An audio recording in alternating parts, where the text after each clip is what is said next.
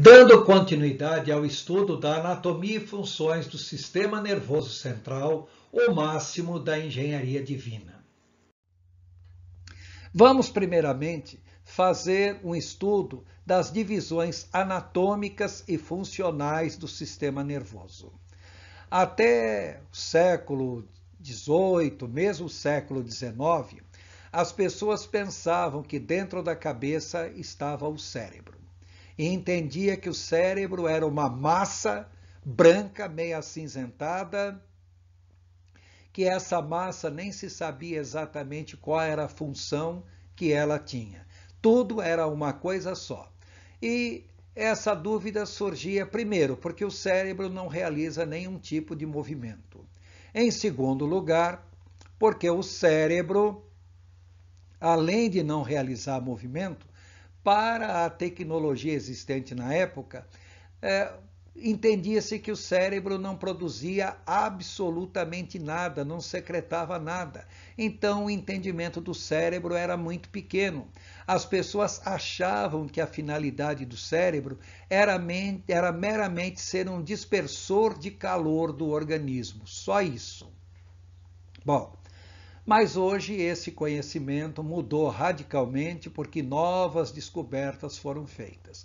Quando nós falamos em divisões anatômicas, a primeira coisa que nós temos que entender é que existe o sistema nervoso central, SNC, ou chamado também de neuroeixo. É aquela parte do nosso sistema que está dentro da cavidade encefálica, dentro da cavidade craniana, que é o que nós chamamos genericamente de cérebro, também está dentro da coluna vertebral, aquela medula que vai passando por aqueles anéisinhos das vértebras. Existe também o sistema nervoso periférico, SNP.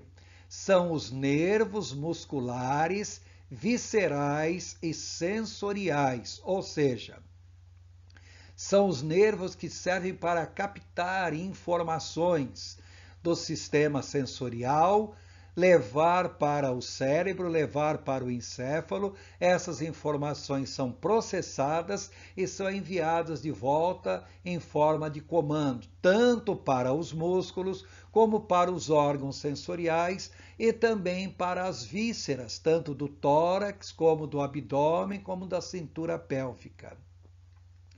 Existe ainda o sistema nervoso autônomo, SMA, mais conhecido por sistema nervoso vegetativo.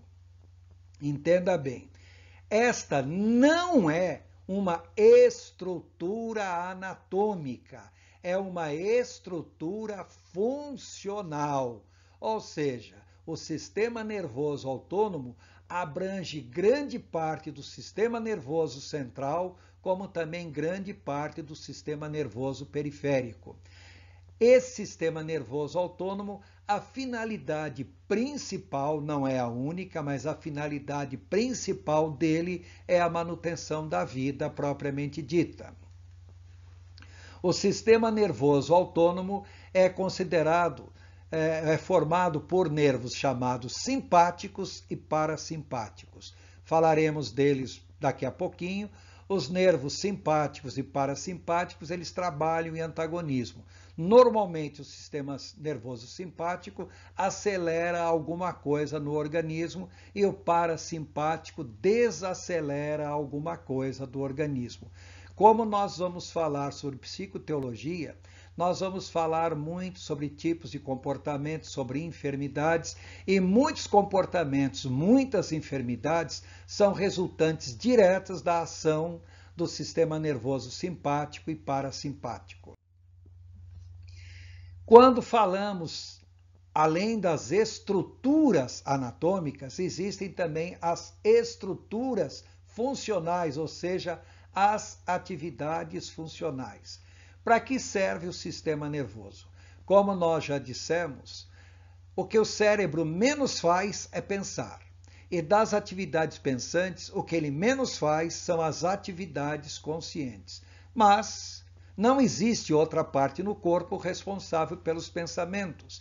Então, Quando nós falamos em atividades funcionais, uma das principais atividades do sistema nervoso é servir de centro das cognições, dos pensamentos e das atividades mensais conscientes, como fala. O centro da fala está no lobo frontal, também tem ações no lobo parietal, occipital e temporal.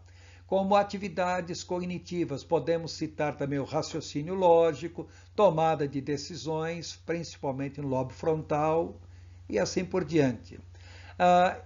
O sistema nervoso também é responsável pelo centro das emoções, principalmente nos lobos da ínsula e límbico, hipocampo e amígdalas.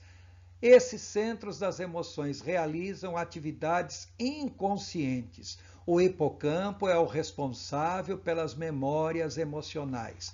Aí vocês vão falar, nossa, quanto nome, eu não estou conseguindo entender nada. Aguarde, por enquanto nós só estamos falando das atividades funcionais. Em terceiro lugar, o sistema nervoso central, ou no sistema nervoso central, estão os centros dos comportamentos repetitivos, aqueles comportamentos ou que realizamos inconscientemente ou realizamos de maneira automática. Estão esses centros nos lobos frontal, sistema límbico, amígdalas, tálamo, epitálamo, hipotálamo, epífise, rinencéfalo, mesencéfalo e cerebelo. O lobo límbico é responsável pelos comportamentos emocionais. O sistema nervoso também possui o centro ou centros das reações fisiológicas. No hipotálamo, cerebelo, mielencéfalo são os responsáveis pela manutenção da vida, são atividades totalmente autônomas. E no sistema nervoso também, nós temos que prestar atenção num pequeno detalhezinho.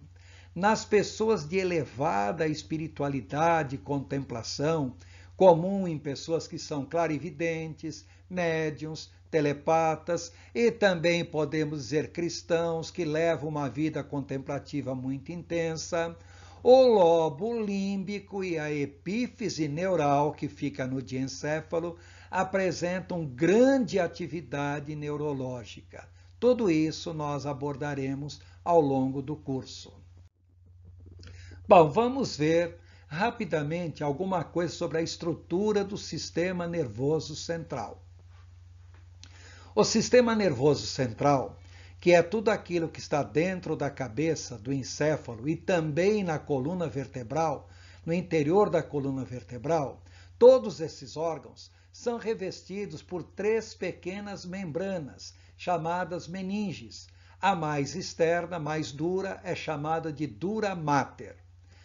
A intermediária é chamada de aracnoide. Esse nome aracnoide porque parece os pés de uma aranha devido à grande quantidade de vasos sanguíneos que alimentam essas meninges. E a mais interna é chamada de pia mater.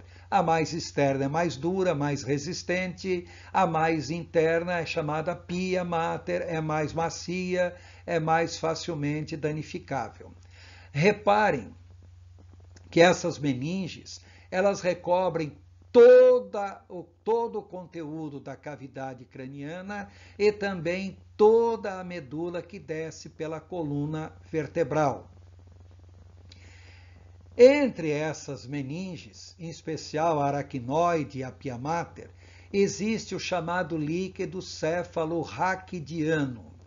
Finalidade desse líquido, em primeiro lugar, é servir de proteção contra choques externos que porventura venham afetar o corpo da pessoa, fazendo com que o cérebro seja mais resistente a pancadas.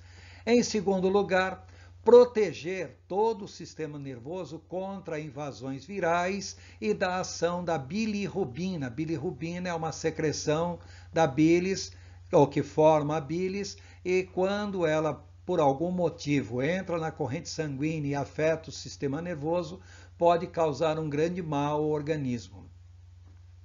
As meninges, a aracnoide em especial, ela é envolvida por uma grande quantidade de vasos sanguíneos, ou seja, a quantidade de glóbulos brancos é muito intensa e a finalidade é proteger o sistema nervoso contra algum ataque de vírus e também da própria bilirrubina do organismo.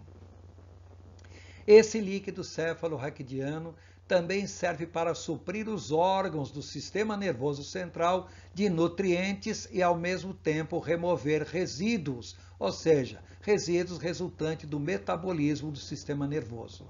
E serve também para manter a pressão interna do sistema nervoso. Se por um motivo houver um desequilíbrio nesse líquido e ele for produzido em excesso, haverá uma grande pressão interna e a pessoa vai sentir uma dor de cabeça insuportável, vindo até a morrer por isso. No sistema nervoso, existem 4 pequenos espaços ocos, chamados de ventrículos. Finalidade principal desses 4 espaços ocos é essencialmente produzir o líquido cefalorraquidiano. Então, existem 4 ventrículos no encéfalo, 2 ventrículos, um em cada hemisfério cerebral, um ventrículo logo abaixo dos 2 hemisférios cerebrais, na região que nós chamamos de tálamo, e um ventrículo na chamada cavidade ependimária da medula, ou seja, a medula que desce pela coluna vertebral, ela tem um pequeno canalzinho interno pelo qual circula o líquido cefalorraquidiano. Observe nesse pequeno desenho aí os órgãos internos do sistema nervoso central na cavidade encefálica. Observem que nós temos a maior parte em cima o lobo frontal, o lobo parietal, o lobo temporal e o lobo occipital. Esses são os 4 lobos visíveis do cérebro, mas internamente existe o lobo límbico e o lobo da ínsula, mas eles já são mais internos no cérebro, mais difíceis de ter acesso.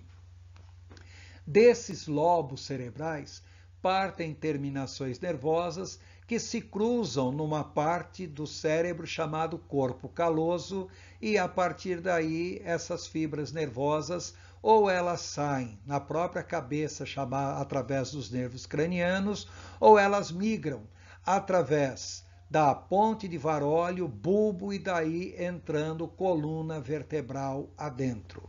Bom, vamos falar rapidamente sobre cada uma delas para que seja mais fácil de ser entendido.